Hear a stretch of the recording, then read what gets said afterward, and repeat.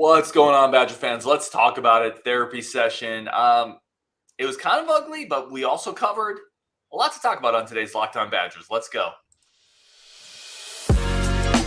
You are Locked On Badgers, your daily podcast on the Wisconsin Badgers. Part of the Locked On Podcast Network, your team every day.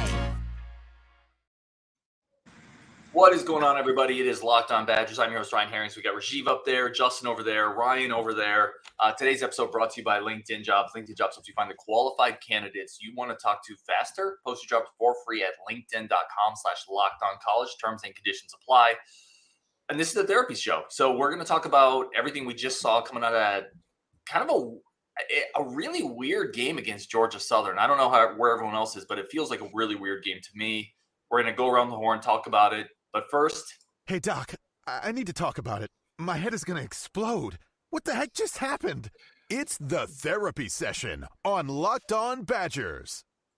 I could have used that after the first half. We all could have. We maybe need to start with here. Believe with Rajiv is never in the chats. Rajiv, I was in the Discord. I was in the Discord never today. in the game chats, Rajiv. Victor Jones has an issue. I'm the only person that shows up for all the live chats. I was in the game chat today. I was in the Discord game chat. I don't know. Victor, I don't know what you're talking about. I was there. Let's start. Today's actually my daughter's birthday, so I was her first birthday. So I was spending most of the morning with her. I had the game on. Happy birthday to her. Oh, Justin's going to say congratulations. I'm going to say not acceptable. I'm the nice one. Let's start here, guys. Let's start big picture. Like I always like to start the therapy session, the reaction show. Like, what's your big picture takeaway from the game against Georgia Southern? Ryan, let's start with you on this one. Well. Here we are after the game. Mark Jones, you in there? Tinfoil hat, you in there? Any of you Georgia State, Georgia Northern, Georgia Southern, any of you directional school representatives in the chat? Crickets. Waiting. Crickets? Yeah, I thought so. 20-point. We're not Scott Frost. We're not Nebraska. Next time you try to come on a Locked On Badgers show and try to talk that gas the night before the game, show back up. I'm here. I was going to be here for a loss. Thanks for coming. Hope you like your money. Enjoy your trip home. I'm glad you got to jump around.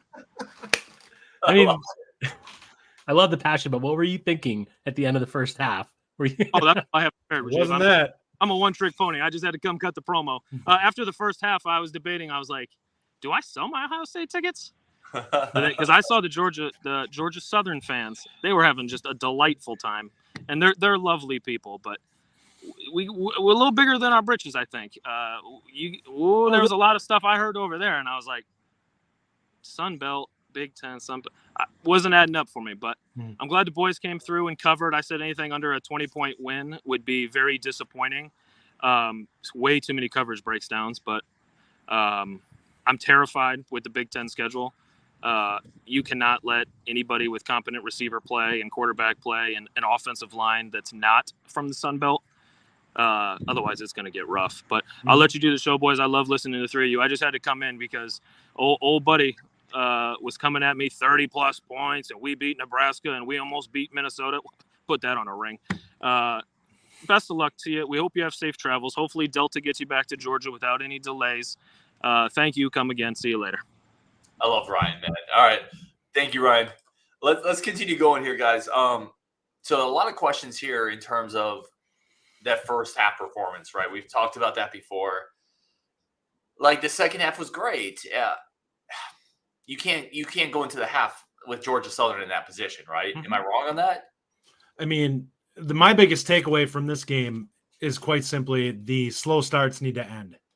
I would much rather be a team that starts fast and tends to taper off a little bit, because then you can at least get the mental edge over the other team than being a team that starts slow and has to turn it on, because odds are if you're playing a good team, you're not making that comeback. It's just not happening. They're going to continue to step on the gas whenever you try to make up ground, and you're stuck. Now, a good team, if you get them up on them 3 touchdowns to nothing, you might be able to break them mentally a little bit. I'd much rather have that than play from reverse. I mean, this game was really strange. First half, I feel like I was having heart palpitations watching this. I mean, I'm thinking to myself, are we really going to do this? Are we really going to lose this game? Down 14-7, I'm just losing my mind. And luckily we did what we did last week. We had a good third quarter. We brought it back and we did what we had to do to win the game. That being said, look, this is nowhere near good enough. This is nowhere near where we need to be to win the Big Ten West. We can't win the Big Ten West if we can't dominate Georgia Southern. Now, I know people are saying in the chat it was a blowout. It's not a blowout, in my opinion, because I understand we won by 21. I understand we covered the spread, but we did not dominate this team. This team gave us several turnovers.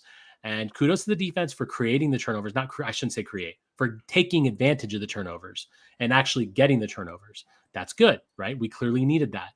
We didn't score nearly enough points off of turnovers as we needed to, but we did in the second half.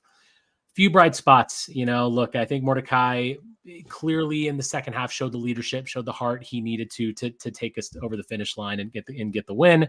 The running game looked much, much better today, which is great. But again, you're playing a Georgia Southern defense. Everything's got to be looked at through a lens now of who'd you play, right? But there's way more on the bad side my big takeaways on the bad side are just, I was really upset with the play of Bryson Green, and I have been for a couple weeks now. He's getting balls thrown his way, and I don't feel like he's making enough adjustments to go get the ball. I texted you guys, I put in the Discord in the game chat, Victor, in the first half, that I think Bryson needs to go get the ball. He needs to go out and be a receiver. You can't just wait for the ball to come to you, because that's how the ball gets picked off, gets tipped, pass breakups. All those things happen unless you're going to go get it. So I think, again, DK had a good game. Bell had a good game. Ashcraft had a good game. Rucci had a couple nice catches. So there were some bright spots, but we need to be better. We're not going to beat Iowa. We're not going to beat Ohio State. We're not even going to beat Purdue and Minnesota. If we play like this, we have to be better. Do I think we can be? Sure. I still think we're going to have improvement, but this game just once again gives me a lot of cause for concern. Truthfully, I feel like where I'm at is, again, I'm just disappointed coming into the season, how hyped up we were, how hyped up we, gave all, we were part of that. I've just been disappointed. And that's really the one word that I can just say right now is I'm just disappointed in what we've seen. I want us to be better. I want us to be cleaner. I want us to tackle better. I want us to make more plays, but took a few steps in the right direction. Last thing I'll say in the right direction is Longo. I'm very glad that we only saw like 1 or 2 wide running back screen passes. That was good. I think Allen had one and went for 2 yards, but then he actually ran the running backs up the middle. He did proper things with them. We made some adjustments. We won the game. Let's move on to the Big Ten season, but we need to be better. Yeah, I think that's well said. Like, we need to be better, right? I would start there, Rajiv. I agree with that. This was not a good enough performance, and Wisconsin covered. If you, there's a lot of games where college football fans look at the final score and say, "Oh, Wisconsin covered, right track, check mark." Right? We got 6 turnovers in this game. That's fluky, right? We've talked about turnovers on this program, like the 2 Cam Ward plays where they bounce right into his hands. That's fluky. Getting 6 turnovers in a game is fluky. If you get 6 turnovers in a game against a Sun Belt team, you should beat them by 70. And that's hyperbole. Like, I don't necessarily saying that, but I don't think Wisconsin did a good enough job in this game of capitalizing on those turnovers. We talked about that. I still feel like they're trying to figure out what they're doing offensively, and I agree with you 100% on Bryson Green, Rajiv. Like, if you're a big physical receiver at some point, like Cephas makes some of those catches. I'm firmly convinced of that. And if at some point you have to make some of those big plays if you're going to be billed as that guy. So I'm a little disappointed there. I'm also a little disappointed that they're not finding more ways to get a guy like Pauling involved. I think he is an explosive X factor on this offense. We were watching in the playback.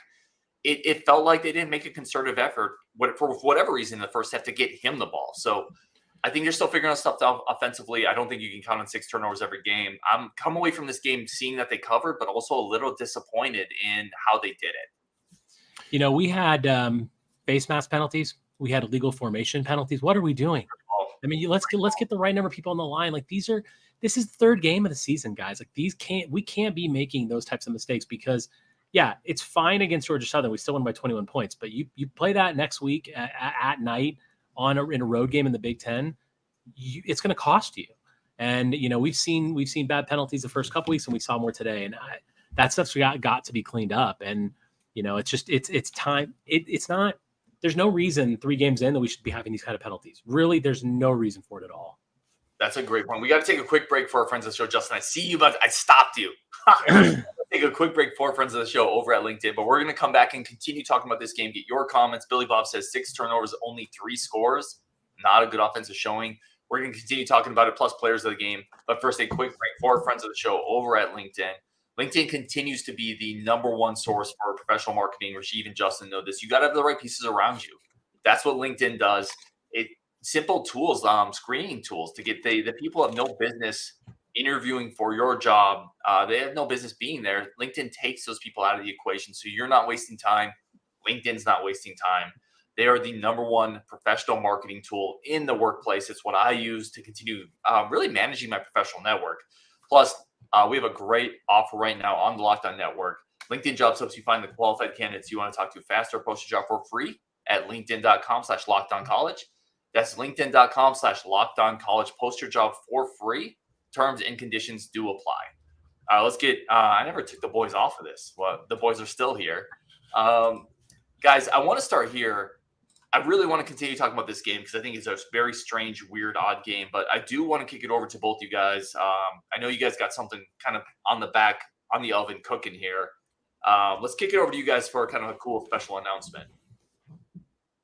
Yeah. So, look, we've really enjoyed being on Locked On Badgers, and we're going to continue doing that. But Justin and I have decided that we are going to start our own podcast. It's really going to be complementary to Locked On. It's not gonna be anything to compete. Like we all three of us have said many times that the more content that's out there for Badgers is better for all of us, and the more things you listen to is great. So it's going to be a little different. We're not going to do a daily thing. It's going to be a weekly show that might have some other elements midweek. It's going to be a bit more long form, right? So Ryan's shows are 30 to 45 minutes, 5 days a week at least. He does a lot more than that even. And this will just be once a week, bigger, deeper dives, into things, all things Wisconsin, football, basketball. We are still going to be on Locked On Badgers. This is a really important thing for us. Justin and I were absolutely adamant about that. And also Ryan, hopefully, will be joining us on the new show. I'll let Justin announce the name of that here in a second. But we're really excited to do it. We hope that you all will come listen to us there. And again, it's just going to be more long form weekly. We'll take a little bit longer to go deeper into things, but very complimentary to what we're doing here. Thank you to Ryan for allowing us to obviously be on this show and helping us build our own platform. Yeah, the show is going to be called The Bucky Report. Ryan, we will be joining him. Listen, we're going to be staying in the Discord with Locked On. Mm-hmm. So Ryan may give us our own little topic handle there for something for us to kind of dive into stuff for our show. He is definitely going to be a welcome guest on the show there. It's going to be a little bit more big picture look at things. We might dive into how has the first quarter of the season looked and really deep dive into some things a little bit more and some topics that maybe we can't do quite as much with on a half-hour show, where it's like, if you really want to get into a conversation on it, you're going to eat up an entire episode by just doing that. And we're not really looking to do that. We want Ryan to be able to kind of still do the day-to-day stuff. And then this gives him an outlet to kind of dive into some things that maybe Locked On doesn't want him to go quite so far with the length of episode and stuff like that. So it's just more of a opportunity. And Rajiv and I wanted to have an opportunity to kind of dive into some things of our own, where it's like, hey, we feel like, Ryan's got all these other great guests that he wants to have on there. It gives them an opportunity to still do so. And Rajiv and I still get to scratch our itch for being on a podcast and talking about some things. And I want to just reiterate, this is very complimentary. We're hoping that, Ryan's going to be joining us on that one a lot. We're going to obviously be here. Mm-hmm. So I saw something in Discord, like in the comments here, we're not splitting up. No one's going away. The three of us are always going to be together. We're definitely going to be doing this continued. So you're not going to really see a change if you just listen to Locked On. Hopefully you join us. Our show will be on YouTube at The Bucky Report. It's going to be on where you find all your podcasts. So it'll all be available. We're going to start our show this week. We're going to actually just be dropping a short episode pre-Purdue game, just introducing everyone to the show, talking about the Purdue game, and then we'll do our first long form one after the Purdue game early next week. Probably try to record on Sundays, release on Monday, and we won't go live right away for the first couple weeks, but we will eventually join up live. So thank you, Ryan, for letting us introduce it. No, I love it, man. Listen, the entirety of this thing has been based on more content is better, more voices are better, right? That's 100% what it is. So I love it. A bunch of good comments already. Victor Jones says, let's go. Christian Gross, just exclamation points. Bo Dragan says he's going to start the I'm Firing Fickell podcast. Do it. Do it. I would tune in just to see. Yeah. He's going to have like a voice changer on there. He's going to be like, it's going to be like listening to what's the horror movie? Scream. It's gonna be sitting there. John says they're splitting up. No, we are not splitting up. I hope, again, it's just like everything Rajiv and Justin said, should be complimentary. And more voices are better. Like more content, more good content out there is better. And I think we all agree with that. So I freaking love it. I think it's amazing. Let's keep talking this game here, guys. What do you feel best about coming out of this game? So coming up to this point, after the first game, or not after the first game, after this game, now what do you feel best about coming out of this game with this team in particular? Okay, I'm gonna dive into this a little bit more from the first segment, even still, and just go in and say this team is really inconsistent. And I think anyone that says that they have a grasp on what we are this season, like we could end up being a 6-6 team, we could end up being a 9-3 team, a 10-2 team. Like when you see the glimpses of things going right in the offense, you're like, there it is. I see it. This looks right. We're really cooking there. There's big plays coming out of nowhere and things are just working. And then you see things go the other way. Like today, we had 6 sacks and 6 turnovers. And yet we gave up 454 yards of offense to the other team or something close to that. And it's like, man, it's like, talk about just a total bipolar game. Like there's so much that went wrong and yet so much that also went right. And it's like, I have no clue what to expect from this team other than the slow starts, which are kind of mitigated by the crazy finishes where you're like, why isn't this the offense we see to start the game? Like, I just don't understand. The biggest thing I would take away from it is I'm hoping that the offense, these guys take some confidence away from the way that game ended and kind of feel a little bit more comfortable going into the game at Purdue because they have to have it. Because the beginning of these games, when I watch it, I'm like, this looks like a bunch of guys who are just feeling things out and just don't feel comfortable in what they're doing on offense and defense. And that has to change. One thing that I am really happy about and what I'm excited about is Hunter Wohler. Oh, such that dude is a dude. What a player, man. He should be player of the week for the nation. Yeah, 10 total tackles, 2 picks, 1 or 2 sacks, 1 sack. Yeah, 1. Yep. I mean, he's the anchor of our defense. He's the reason that they didn't, score a lot of more points. And frankly, they played well enough to score more points and we kept them out of the end zone. We got timely turnovers. Yeah. Listen, they're bad throws. That quarterback and Ryan, you talked about it this week, is that the guy's prone to interceptions and he showed that today, but we took advantage. You have to still take advantage of them. And we did that. But Hunter Wohler is a dude. And without him, this game looks very different. He is such a player. He's everywhere. Wherever the play is, he's there. He's fighting more than anybody else out there. I'm so impressed with him. And I'm also going to there's other defensive players that I think had a great game. And again, I think Thompson looked good again. He's clearly showing a lot of power, a lot of get off on the ball, a lot of heart. And I think Turner and Chaney also looked good again. So yeah, I mean, I think there's still some bright spots, but Hunter Wohler is my number one bright spot. That's what I'm feeling the best about right now. And also I would say that I'm also feeling pretty good about Tanner Mordecai. I like what I'm seeing at him. I know it's not perfect, but I think a lot of that is maybe routes. Again, we haven't seen the L22. I'm going to go to the game next week. I'm really excited to be there to see what these receivers are doing, because why aren't they getting open more? Still a concern for me. But I like that Tanner Mordecai can settle things down. He can make the throws. I like his ability to run with the ball. So that's really nice. But like Justin said, it's like Jekyll and Hyde with this team. Like one half looks horrible. Second half looks okay. Sometimes it looks great. Like, I don't know what we're going to get next week. I don't know what we're going to get any week of the season, but as long as we keep improving, hopefully things just start to fall in place and we can be good enough to actually do what we want to do, which is win the Big Ten West. Yeah, Dom S chiming in there said Hunter Wohler's a stud. Yeah, like he is so good. But by the way, Badger fans, prepare to say goodbye to Hunter Wohler at the end of this year, deservedly so. Like that dude, his numbers are going to be insane by the end of the year. He's going to have 100 tackles and 7 picks. Like he's going to the league if he wants to. Now, maybe there's an NIL package that keeps him in Madison. I don't know. That's an off-season topic, but he is a stud. Christian Gross, yeah, this is an interesting one. Austin Brown and Zachman played a ton of early snaps. We talked about it on the playback. They were out there early, which again points to the fact that this team, Fickell talked about it in this week in his presser, right? They're still trying to figure out the fits. They're still trying to figure out, who goes into what spots. If I want to talk about something I feel really good coming out of this game, guys, to me, Rajiv, you hit on one of them. It's Mordecai. Like, I just believe in that dude. Like, he'll stand in there in the pocket. He'll take a hit. Once again, didn't put the ball in harm's way. I thought he delivered some really nice throws. But the other thing that I think is positive about this team, and it's kind of a weird one because you don't want to you don't want to have a bad first half. The second half and coming out of halftime, it feels like this staff is able to adjust on the fly, maybe the right way to say it. But again, you don't want to be in a bad spot, but it feels like they were able to make adjustments and the second halves look better. We saw it against Washington State. We saw it here.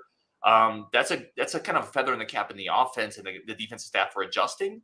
Can we do it a little earlier? Hopefully. But I like the fact that this team doesn't fall down, doesn't lay down. It makes adjustments. It continues to get better throughout the course of the game. I think that bodes well for the overall optics of the season, right? If we're able to make mid-game adjustments, I think we're able to make mid-season adjustments. Mm-hmm.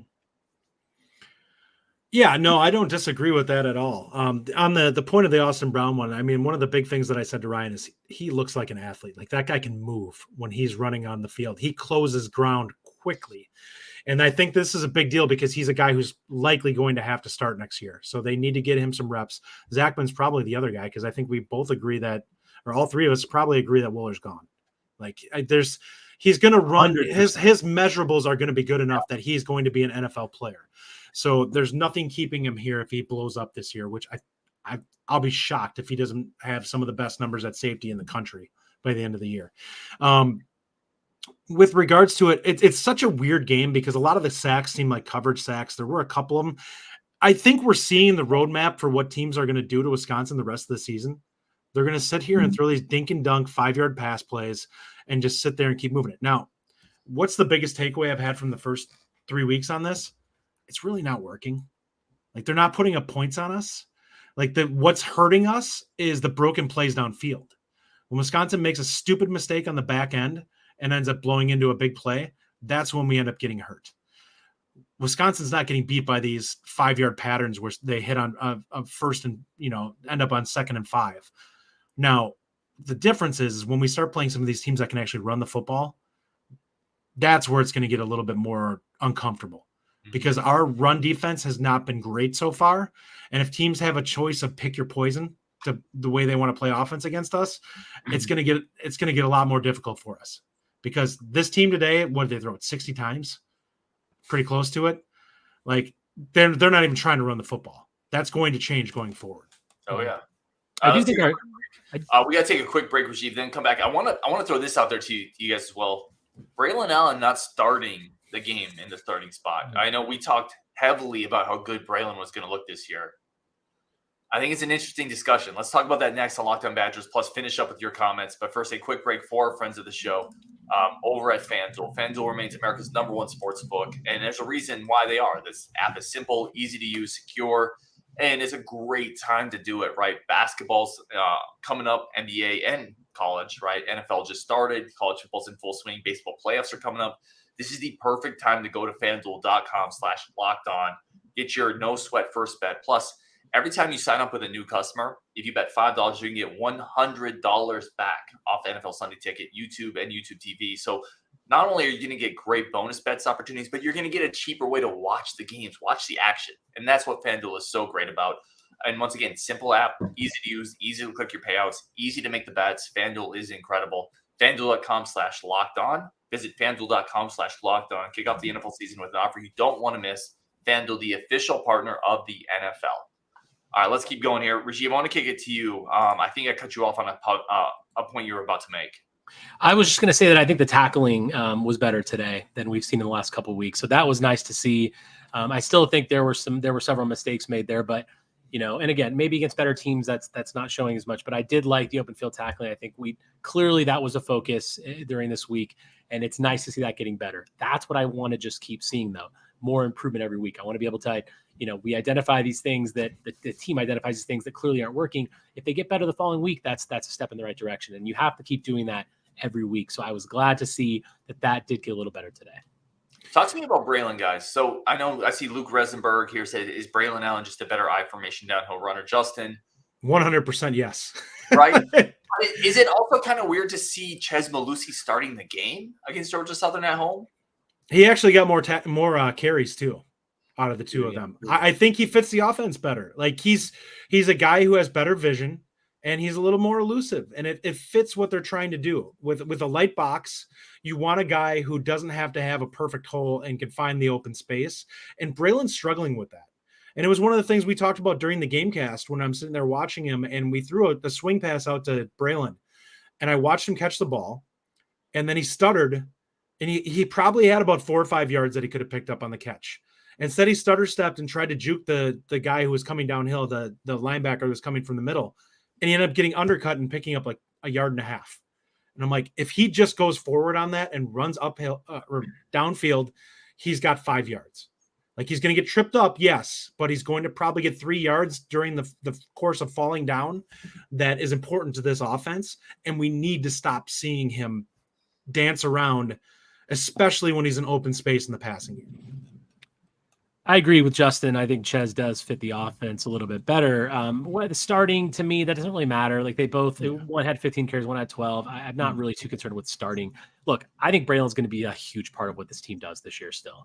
We need him to keep defenses honest. We need him to be able to pound the ball. And let's face it, it's still a strength of this team. We still did that when we wanted to start, putting this game away. That's exactly what we did. We ran between the tackles and we went up the middle with those guys. And that's still going to be a big part of it. And Braelon Allen is incredible. He's going to be incredible throughout the year. Starting or not starting doesn't really bother me. I think he's still going to have a big year, because I think, when you play Iowa, when we play these teams in the Big Ten, we're going to want to run the ball, and he's still going to be a huge aspect. Mm-hmm. I don't want to see him catching those screen passes. I'd rather that be Ches or receivers mainly, because look, happened again today. When the receivers caught it, it helps. It goes for much more yards. So, but I'm not really concerned about that. I still think that it's a massive part. We have 2 great running backs. That's a thing to celebrate. And if they split carries, that's fine. Obviously Braelon had a huge run today, which really helped seal the game. So yeah, I mean, I think he's still the best player on our team, and I expect him to be for the rest of the year. The Braelon one is interesting. I know, Rashid, you said starting doesn't really matter to you as much. And I think from if you zoom out, I agree with that. But like, if you spend the entire offseason marketing Braelon, and I know they marketed Braelon Ches, but Braelon was one of the faces of the program, right? And he came back. He talked about it. He said, because he could have transferred. There was the smoke about Michigan, and he talked about how good he thought this Longo offense would be for him. I worry a tiny bit if that's going to cause issues if suddenly Ches is starting. Like, if he's getting 7 carries last game. Like, I'm just saying, like, from everything that was talked about in the offseason, everything we talked about, and listen, a lot of what we talked about was outgrowths of what the coaches talked about with Braelon, right? Is what Braelon talked about. We're not just making this stuff up. The expectations were he was going to have a huge year. Like, we talked about Braelon for Heisman, like not in the sense that he would win it, but like he would have that type of season. I think it's very interesting that 3 games in, we're seeing Ches start the game, right? That's an optics thing, but I don't think that's something to gloss over. I also think that one thing that you can't really overlook is the fact that maybe Ches is fitting things better because he's quicker, he can go to the outside more, because the offensive line hasn't been performing the way that we really need them to. If the O-line is doing their job at all the time, then I think Braelon Allen is looking much better. But let's face it, we've had some issues up front, similar to what we had last year. We were hoping that was taken care of, but it's not. A little bit better today. Nelson looked a little bit better, but overall, there's still problems there. And I think that, look, I mean, it's always a huge part of a running back's success is the O-line. And I think that's affecting Braelon Allen because, they're just not being able to dominate teams up front as much, which means he can't run through the tackles as well as he wants to and dominate. And then, be able to have that perfect sort of balance that we thought we were going to have coming into the year. So I think the O-line plays a big piece of it as well. Yeah, Nelson didn't give up as many shock plays to the defense where he got beat for sacks, but he was problematic in this game. He absolutely killed us from a penalty standpoint. He took away a 4th down that we picked up with him not being on the line because he was sitting back too deep. And there's just, it seems like every week we get stung by something that he's doing. And I'm to the point now where I'm like, I want to see him split a little time with Rucci just to see what we've got there. Like, if I'm wrong, fine. They've seen practice. They've seen what's going on, but it's like, we're losing drives based off of some of his mistakes. And that has to be one of those things that you have to legitimately take a look at and be like, I need you to play clean, or we can't have you on the field. Because even if this guy, all he does is stalemate, at least he's not giving us 10 yards holding or whatever out of this drive where you're losing yardage on it. Now, I love not seeing the sacks. That's definitely a positive. He definitely played better from not getting beat, but I also think that he wasn't facing the caliber of player that he was facing last week. He's a guy that I'm thinking that people have built up a little bit more than what he actually is as a player. Honestly, the offensive line has been a problem, though. I will 100% say that they need to be better. If Wisconsin has aspirations of being really good this season, they need to be. It's going to start there, and it shows in every facet. It's not just the running game; it's the passing game too. We've seen times where Mordecai has really good time, and we've seen times where he gets it, and it's like between the snap being a bad snap and him getting the ball and people already kind of getting around him, you wonder if he's going to be comfortable enough to actually complete a pass. And there were a couple times where it caused some tunnel vision with him. You know, he had passes batted and stuff because I don't think he felt comfortable looking off whoever his target was because the guy was open and he didn't want to try moving because he knew he had to get rid of the football. Guys, give me a go out on this one because I want to get some comments in, but I want one more last round table with us. Give me a stock up and stock down on defense and offense for you guys, and kind of a quick one. I'll start really quick. For me, stock up on offense, I think it's Mordecai. I really like the poise of Mordecai. Like he'll stand there and take a hit. So I agree with that. Offense, some nice runs today too. Yeah, like that touchdown run Mordecai had with a bad snap. A lot of quarterbacks would just corral that and fall over. He corralled it, made a guy miss, and then made a touchdown out of it. I love Mordecai. Stock up Mordecai for me. And I'm going to keep talking about it. I think Chaney's the best inside linebacker we have. He's decisive, quick, fast, explosive. I'm going to go stock up Chaney as well. I thought they all played better this week, but Chaney was the best one out of the three. Yeah. So I'm going to say stock up Mordecai as well, and Riley Mahlman. I think Mahlman is doing really well, and I think he deserves some individual call-outs on the O-line up front on the right. But yeah, Mordecai is critical. Stock up on the defense. For me, I'm going to say James Thompson. I think he's playing well. I think he's really owning sort of that dominating spot on the D-line. I think he's doing a great job with it. And then I don't know, are we doing stock down? Stock down for me on the defense right now is Muma. I love Muma, but I just don't see him. He's not as active as Chaney and Turner right now. He's that run stopping guy. He hasn't really been doing it. He missed another tackle today. I didn't like that. And then stock down on the offense is Bryson Green. I just feel like he needs to be better. He is that possession receiver that needs to go up, like we saw in kind of some of the practice videos we were seeing, going up and high pointing that ball. He has been doing that. I don't know why, but he needs to be better. Well, in that regard, that's the beauty of having some depth at the wide receiver position. Like if somebody's playing poorly, you have other guys that can hopefully pick them up. Stock up. I think the offense showed some consistency in the second half that we were waiting to see, where we strung together a few straight drives where it's like we consistently put up points. Stock down. I would say the defense, we can't rely on turnovers like this. You've got to be able to hold a team like Georgia Southern under 400 yards of offense, heck, under 350. Like this is a team that you should be able to somewhat control the game on the defensive side of the ball, and we just flat out didn't. Offensive line would be, if I'm going to take a shot at the offense, it's stock down. We need to start seeing them show some signs that they're getting better, and maybe that will happen with Renfro. But Bortolini, this is the worst game I've seen from him in terms of snapping.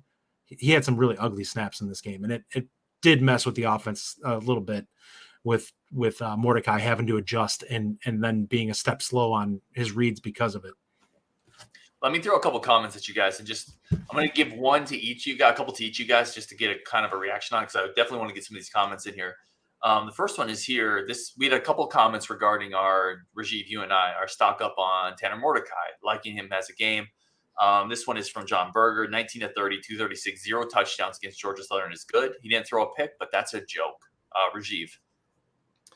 Look, yeah, he didn't throw a pick. That's good. Should he have thrown touchdowns? Sure. And I understand he had 2 rushing touchdowns. He did. And that's what I was going to say. Like he ran the ball for touchdowns. But the thing is, to me, it was about his poise, right? We were down 14-7 against Georgia Southern, and that was trouble. And I mean, I think we were all a little bit worried about it. And I think he provided some calm, some poise. And because look, let me say this, John, like if Graham Mertz was in the backfield, will we won that game? No, I don't think so. And I think that's what Mordecai brings us. Like at the end of the day, we did win. And I know people don't want to hear a win is a win. And I get that because it was ugly, but he did what he had to do. We won by 21. And I think a lot of that was his poise and what he did. And he made good passes. He made good decisions.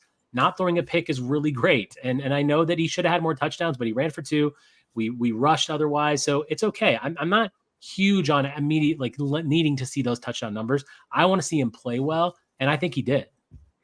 So Justin, I was going to say Bo Dragon. So Mordecai is a running back now.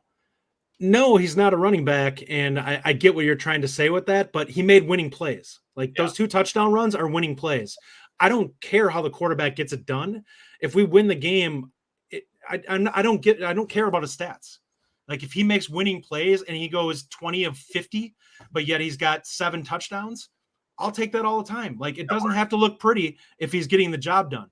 He made plays to win this game. Wisconsin needs guys right now that are going to make winning plays and that they can lean on and rely on, because not everyone's there right now in this, and they need somebody that can get it done when they need it. Let's point out too, if he doesn't get a bad snap from Bordolini in that moment, maybe he has a passing touchdown. Mm-hmm. Right? He turned a crap play into a touchdown, where a lot of quarterbacks would take that crap play and turn it over. Like that was one of the biggest plays of the game. Mordecai, he did what Cam Ward did last week. He didn't panic, and he turned a bad snap into something that was positive for the team. That's a big win. Justin, this one to you. Christian Gross says, do you think there's any chance the receiver transfers are maybe getting frustrated with how CJ Williams didn't get a lot of play, Will Pong didn't get a lot of play? How worried are you about maybe these promises not coming through for the receivers that are transferred in? It's really hard to say right now. I think the passing offense is going to get better than what it is. With receivers, you can't tell. Like I have no idea what the expectations of these guys are. Do they expect to get 30 catches in the season? Do they expect 20? Do they expect 15? I would think guys like CJ and them probably I want at least 25.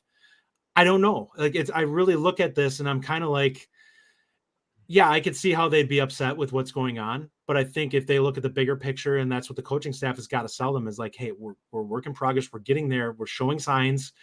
Eventually this is going to click and we can start, being more aggressive with some of the things that we're doing. And then you're going to get your opportunities. And that's kind of where it's at. Like these guys, I would like to believe that they're not getting super frustrated yet, but at this point, yeah, nothing would shock me with wide receivers. It's just the way the game is nowadays. This is not 1994 where a guy gets 3 catches for 35 yards and he's like, hey, I got the ball today. Let's be real, man. Receivers transfer into a place to catch the ball, right? That's the reality of being a receiver. Like we just saw one guy transfer because he wasn't touching the ball. We haven't seen a ton of play for CJ Williams. Bryson Green, Rajiv, to your point, has struggled. Will Pong didn't get a lot of run today. Like it's something to monitor. Kevin Sullivan says the 2 touchdown rushing Mordecai don't count. Obviously it does. Kind of reiterating the point we're making that winning plays are being made by Mordecai. Roderick Brown says stock up on the tight ends. Yes. Rucci and Ashcraft both had a huge impact in this game. Very good point. Yep. Ashcraft really looks like he's going to be such a good player. Yeah, he does. Let's finish on this one because I have several comments on this. I'll kick this around to you guys. Deep passing game, stretching the field. Once again, we really haven't seen that again. The biggest play today was the Rucci, which was a catch and run. Is that just not going to happen this year, guys? I sure hope it does. I'm really excited to go to the Purdue game next week and be able to watch the game and see what the receivers are doing on the back end of the play, and what kind of routes they're running. Because we definitely need that. And it's shocked me that we didn't really see that today. We took one shot, I think, to maybe Green, but we just need more. We need more shots. We need to see it. We need to stretch it. So yeah, I'm not sure why it's not happening. I'm guessing I don't know if the receivers aren't running crisp enough routes. Are they not getting open? I'm very excited to watch that in person next week to see actually what's happening with the receivers. There's so many factors that come into a comment like this that it's hard for me to say, because the offensive line hasn't been great so far. And we don't have any clue what the defense is doing on a given play, which likely plays some regard in it. We can't go over the fact that Mordecai isn't turning the ball over and then say, well, we want him to push it downfield more, because I don't want him throwing it into bad situations. Now, if the defense is dropping and saying we're just going to try and keep everything in front of us, which I think there probably was. Like if you looked at last week's film from Washington State, there were a lot of opportunities that were there for us to take. And I think that this team did not necessarily want to offer that up as much, figuring they didn't want shock plays against their defense. They wanted to try and make us earn it, kind of like Buffalo did a little bit more in week 1, where it's like, we're going to make you try and nickel and dime us down the field. And I think that I'll take what works, but we need to be more efficient in what we're doing with some of the things and some of the choices I don't love. Like these running back swing passes. I loved the RPO to Ches. I thought that was a beautiful play. And if it gets you 8 yards with a guy like him, I think that that's something you can get consistently. I loved seeing how opening was. If Jack Nelson is on the line, that Ashcraft catch that he had over the middle that wasn't canceled out by penalty, that was a thing of beauty. We need to see more of that type of stuff. And that is the middle of the field. If they're going to go into a 2 deep type defense, Ashcraft's going to eat in the middle. Like that's where he's going to be. And Bell, yes. Any of those guys working the middle of the field, the slot guys and tight ends are going to have a field day in the middle of the field. That's where you have to attack. Rajiv, your boy looked good. That's the second game in a row where I thought Skylar Bell looked really good. He was a plus. He's definitely earning himself opportunities. He's a weapon. He was a weapon last year. He's a weapon this year. He's going to continue to be a weapon. He's been good in space. He's good in space. He's an explosive athlete. Like he is a legit athlete at this level. Yep. A couple really quick comments. William Wojciechowski says, "Love Ashcraft." I agree. Kurt Yeager says, "Deep balls were not close." Mordecai's had a tendency to overthrow those. Mm-hmm. Ryan Eller says someone who was at the game was very few routes over 20 yards, and that's kind of the perspective that we don't have watching the game. You don't have the all 22. I would guess that the way they were playing defense was not necessarily conducive to us taking deep shots. And we were just here's the thing though, that still drives me a tiny bit nuts. And again, I am not Phil Longo and I don't know a tenth of the football that Phil Longo knows. I 100% understand that. I acknowledge that. But at some point I just want to see Tanner Mordecai throw a 50-50 ball to Bryson Green and put it on the money and see if Bryson Green can just go over a 5'10" defensive back and make a play. Because that's why you brought him here, right? Like that's why you go get a 6'2" physical receiver. Yeah. And this is what we've seen Penn State and Ohio State and the big schools do to us against our 5'10" cornerbacks, right? That's why you get a Bryson Green. I don't totally disagree with your perspective on that, but the way I kind of look at it a little bit is like if you know that there's certain types of plays that are more effective against it would be stupid to continue to bang your head against the wall and take shots that aren't necessarily there under the guys that, hey, I have a better athlete. Now, if it's the end of the game and you need to make a play, I totally get having that mindset where it's like, I don't have the luxury now to sit on here and try to play this perfect play that I think is the right fit. I have to make something happen. But under that circumstance, I think before that, if the game is in a good place, I don't think you take unnecessary risks. Here's the one question, though. Are the plays not there, or is Tanner Mordecai just kind of overthrowing it? Well, here. Where was it? Ryan dropped it here, right here. He said he was at the game. He said ton of cover two. So they were dropping two safeties, and they're basically keeping guys away from the middle of the field. I don't want Mordecai throwing a bunch of balls to the sideline, like deep throws at the sideline, because they're not efficient plays. Do I want to take them occasionally, like once or twice a game? Sure. But fade routes really aren't great. Where I said against Buffalo, I don't feel like Georgia Southern should be able to play such good defense that we can't challenge them deep, right? Can Georgia Southern really say, like, let me put it another way, and we're not Ohio State. I get that. We're not Georgia. We're not Alabama. Georgia Southern shouldn't be able to completely dictate our passing tree, in my opinion. No, but if you have something that's going to be simpler and more efficient, why would you throw plays that you know have less likelihood of working? Because we're better than they are. But it wasn't working. We scored 7 points. That's ego, though. Ego will cost you games. Our athletes are better than Georgia. You said that. Like, our athletes are better than Georgia State. So I agree with that. They are. To beat them deep, even if but that doesn't mean that I want to run a play that I know is probably has a below 50% chance of working simply because I have a better athlete running into that route. But if we were taking what the defense was giving us, why did we only score 7 points in 2.5 quarters? Like, that's not good enough. Like, we need to have scored more. It looked like the Mertz offense in the first half. It was just run in the line, incomplete on third down. That's unacceptable. We should not. If they're playing a cover two, we should have been able to do other things. Oh, we should have been working the middle of the field a lot more. Right, and like that's what those things have to get better. Yeah. But the first half, there were a lot of mitigating circumstances. Like we had stupid penalties on offense that consistently put us in bad spots, and we didn't do a good job being effective offensively. I'm not going to argue that. I didn't love what we did in the first half at all. I would have liked us to stretch the field a little bit more than what we did, but it wasn't pretty football. Like you need some success to start rolling on offense. And in order to do that, you need some things to start working. And nothing was working. Like we were getting like, so I was just going to say, Greg Campbell says, need first downs. I don't care. And this is to your point, Justin. I don't care about 25-yard plus passes right now. If they can't get open at 10 to 15 yards, they aren't going to get deeper shots. Speaking about the execution, penalties, and pass protection on Greg's point here, I think we would all agree it's not firing on all cylinders offensively. Mm-hmm. If you get 6 turnovers and you score 35 points against the Sun Belt team, that's not a good enough offensive performance. We look better in the second half, but yeah, it definitely, like, the first half was a basically, that is film that offensively you're almost like, just burn it. Like, this was all bad. Let's look at the things we did positively in the second half and see what we can work off from this, because there was bad line play. We didn't have a lot of plus throws other than the big throw that we had that we got stung on, that went to the Ashcraft play next. Like, we had DK had the nice, 40-yard catch, something like that. We went basically from the 30 to 30, so probably about 40 yards. And then Ashcraft had that nice play, and we basically cut our legs out from under ourselves on that play. It's like, we finally have something good happen, and that's the thing that's happening with this offense right now.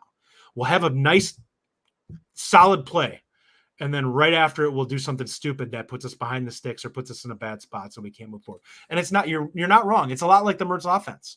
We had similar issues with it then. And that's where I kind of looking at it, it's like, this team mentally just isn't playing like a team that's a winning team right now. Like, winning teams don't do stupid stuff like this. You need to get this stuff out of your system and start playing just at a high level. And that's not happening yet. Yeah, it's not. And this is where I'd agree with Bo. You can't stop great passing games. We're not a great passing game right now. No, we're not. We're definitely not. We're just not. I agree with you on that, Bo. All right, guys, we're at 46 minutes. Obviously, a ton more content always coming up on this show, but I do want to kind of wrap it up here. Really do appreciate everybody coming on. As always, we got 200 plus people watching, a bunch of people in the comments. Justin, Rajiv, Ryan jumped on the comments. Listen, at the end of the day, we're 2-1, right? 2-1, heading into Big Ten play. Mm-hmm. I don't think that's a terrible spot to be. So. Yeah. As much as we're bagging on the Badgers right now, Purdue is not exactly a powerhouse either. So it's definitely a winnable game. We've got to play cleaner than what we played this week, and hopefully we take a step again in the right direction. And hopefully it's a big one. I hate that's on a Friday, though. Yeah. Because then Saturday is like, come on, I need something. There's no Badger football. It's a tough – the worst part about a Badger game on Friday is that if they lose, it ruins all of Saturday for me. If they win, I'm great. But if they lose that game, I'm not going to watch a game on Saturday because I'm going to be too frustrated. So anyway, on Wisconsin, certainly pay attention to the news that Rajiv and Justin dropped today. They're going to be launching their own pod, which I think is incredible, and it's going to make all of us smarter. But with that, on Wisconsin, I appreciate everybody tuning in, and we'll talk tomorrow.